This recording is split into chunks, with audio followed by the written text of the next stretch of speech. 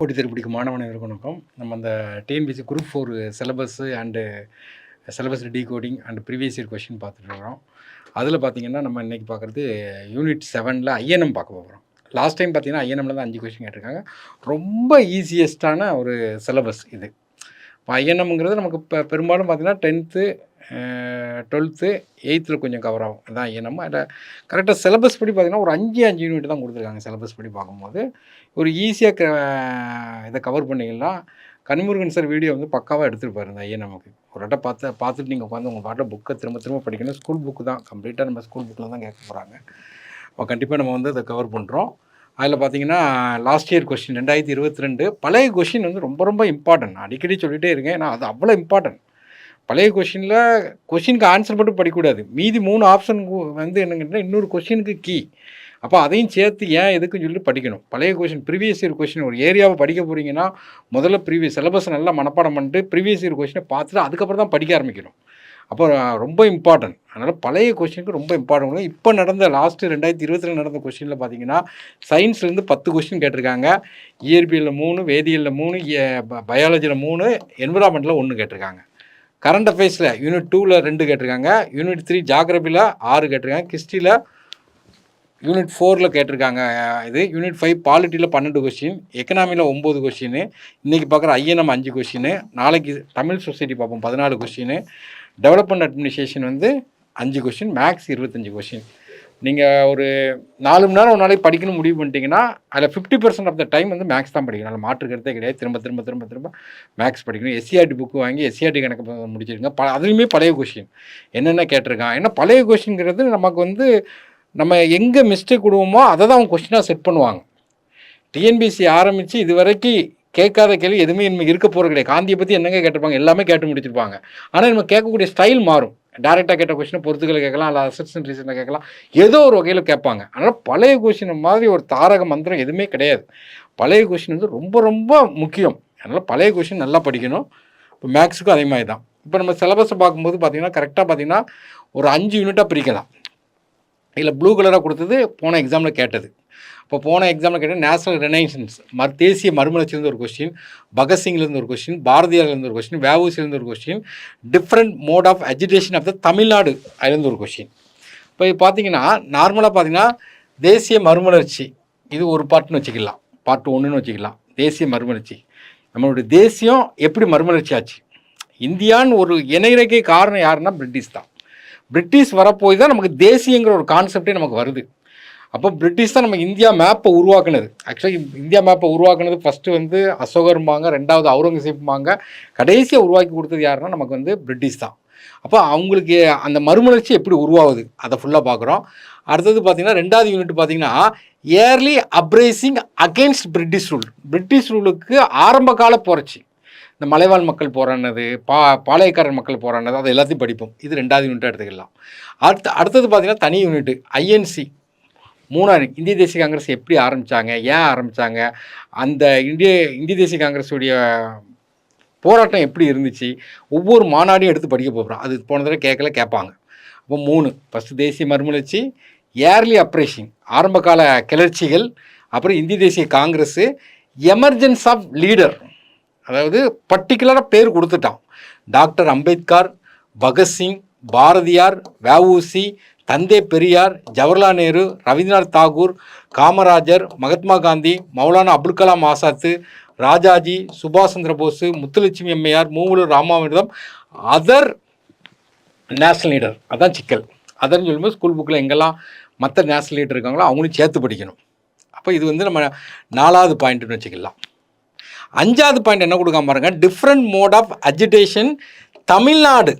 முக்கியமானது, தமிழ்நாட்டில் என்ன வகையான போராட்டத்தெல்லாம் மேற்கொண்டாங்க அப்படி தான் கேட்டிருக்கான். இதே நீங்கள் குரூப் 1 குரூப் 2 சிலபஸ் பண்ணால் இந்தியாவையும் சேர்த்து கொடுத்துருப்பாங்க. இப்போ தமிழ்நாட்டில் நம்ம மக்கள் உப்பு சத்தியாகிரகத்துக்கு எப்படி போனாங்க, ஒத்துழையாமை இயக்கத்துக்கு எப்படி போராடினாங்க, வெள்ளையனை வெளியேறதுக்கு தமிழ்நாட்டுடைய போராட்டம், அதான் முக்கியமான பாயிண்ட். ஏன்னா அப்போ தமிழ்நாடுங்கிறத மட்டும் தான் இந்த இடத்துல ஃபோக்கஸ் பண்ணணும். கேட்டிருக்க கொஸ்டின் அதை தான் ஃபோக்கஸ் பண்ணியிருக்கான். அதை தான் நீங்கள் சிலபஸை நல்லா டீகோடிங் பண்ணணும். நீங்கள் வந்து நான் குரூப் 1க்கு படித்தா குரூப் 4க்கு யூஸ்ஃபுல்லாக இருக்குது அப்படின்னு நினைக்கக்கூடாது.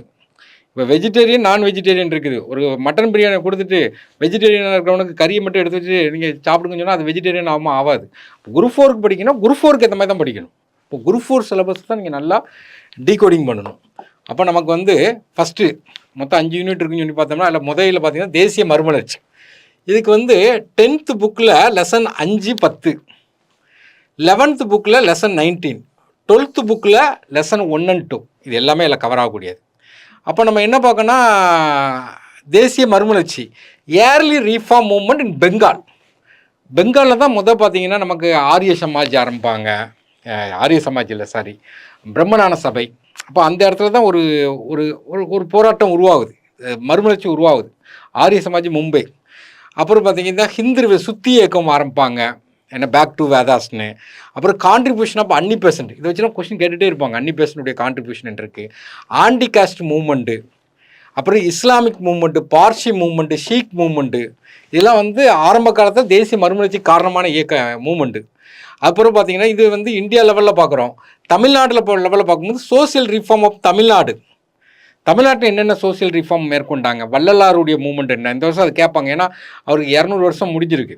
ஏன்னா இப்போ வள்ளலார் மூவ்மெண்ட்டு கேட்பாங்க, அயோத்திதாசருடைய மூவ்மெண்ட்டு கேட்பாங்க. பிறகு பார்த்தீங்கன்னா நம்மளுடைய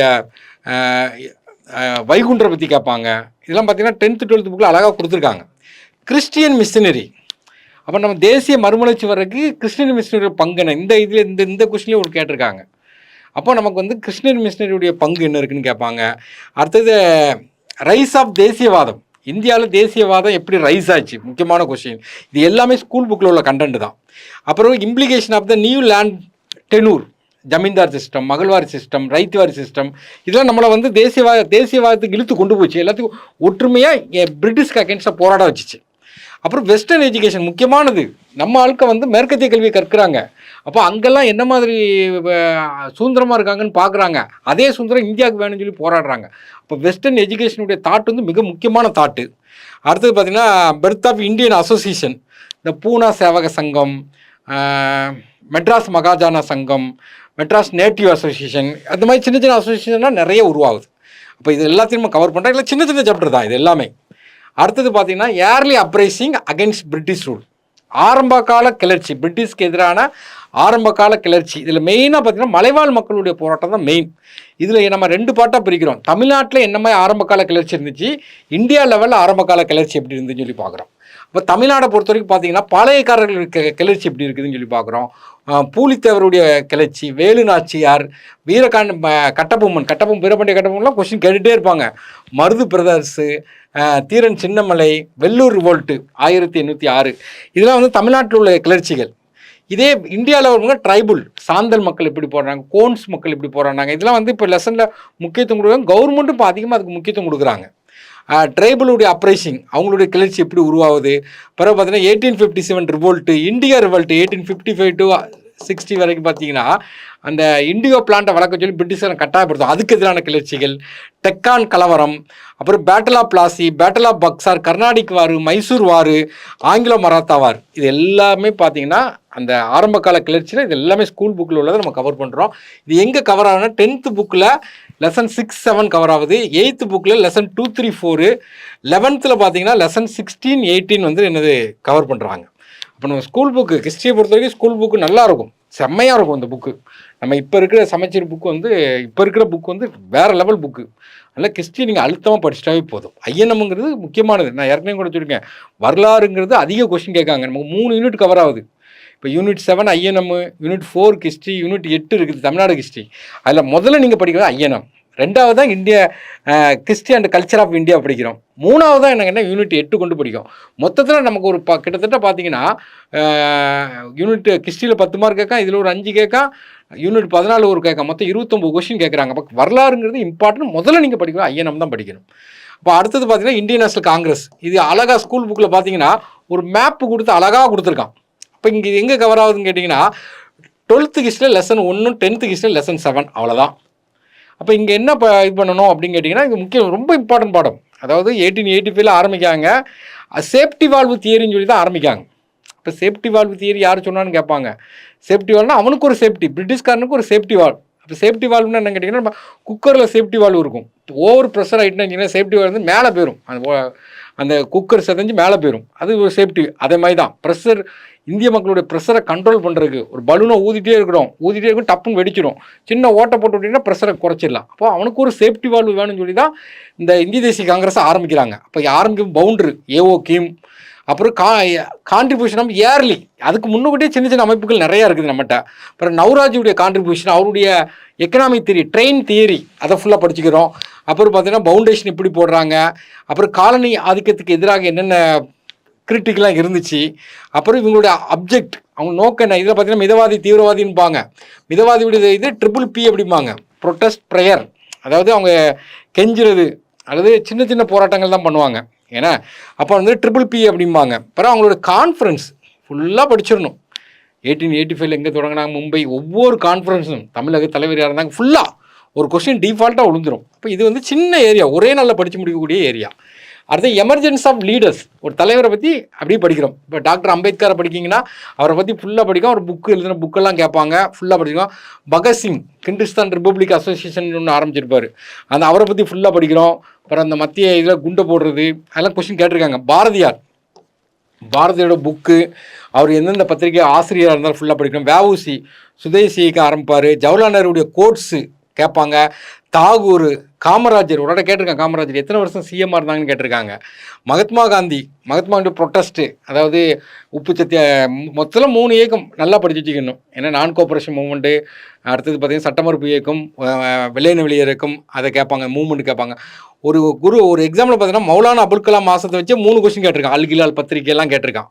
ராஜாஜி, அவர் பொலிட்டிக்கல் சிஎம், அவர் பிறகு நிறைய தமிழ்நாட்டில் இருக்கும், அது எல்லாத்தையும் படிக்கிறோம். சுபாஷ் சந்திர போஸை பற்றி படிக்கிறோம். முத்துலட்சுமி அம்மையாருடைய அச்சீவ்மெண்ட் படிக்கிறோம். மூவலூர் ராமாமிர்தம். இதில் பார்த்தீங்கன்னா அதர் நேஷனல் லீடர்னு கொடுத்துருப்பான். அப்போ நம்ம ஸ்கூல் புக்கில் கவர் பண்ணக்கூடிய அதர் நேஷனல் லீடர் எங்கெங்கெல்லாம் இருக்காங்க.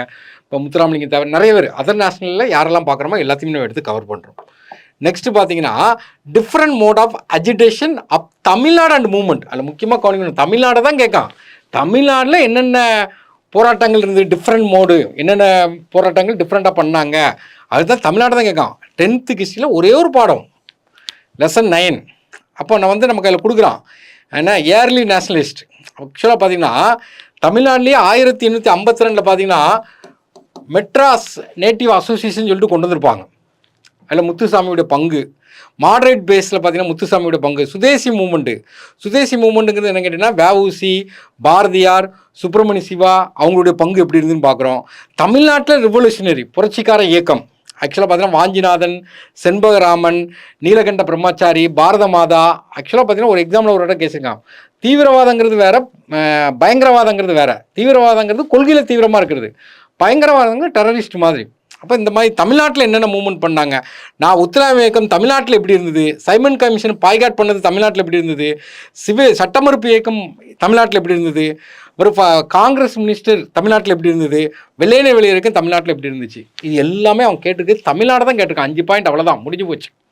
அப்போ 5 யூனிட் தானே படிக்க போகிறோம். இந்த இடத்துல நமக்கு தேசிய மறுமலர்ச்சி படிக்க போகிறோம், ஏர்லி அப்ரேஷன் படிக்க போகிறோம், தேசிய காங்கிரஸ் படிக்க போகிறோம், அப்புறம் முக்கியமான லீடர்கள் படிக்க போகிறோம், தமிழ்நாட்டில் உள்ள போராட்டங்கள் படிக்க போகிறோம். 5 யூனிட் தான் தெளிவாக. அதாவது நீங்கள் நோட்ஸ் எடுக்கிறது ரொம்ப ரொம்ப இம்பார்ட்டன்ட். முதல் தடவை இப்போ நீங்கள் வந்து தமிழ்நாட்டில் உள்ள மூவ்மெண்ட் எடுக்கிறீங்க, ஒரு 5 பக்கம் எடுத்துட்டீங்கன்னு வச்சுருங்களேன், திரும்ப அதை நல்லா படிங்க, அதை 4 பக்கமாக மாற்றுங்க, திரும்ப நல்லா படிங்க, 3 பக்கமாக மாற்றுங்க, திரும்ப நல்லா படித்து 2 பக்கமாக, கடைசியில் ஒரு பக்கத்தில் முடிச்சிடணும்.